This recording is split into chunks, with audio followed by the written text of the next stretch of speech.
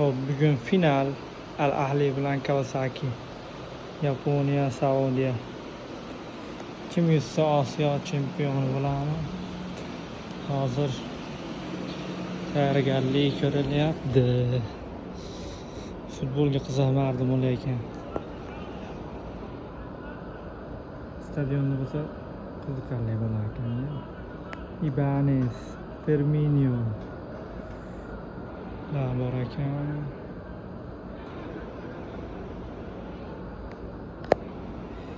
Ilgari kuni Ronaldo mana shu yerda qolib, o'zi bilan gaplashib mashg'ulot ketdi. Ibanez bilan Firminoda oilasi kelar ekan, bola chaqasi.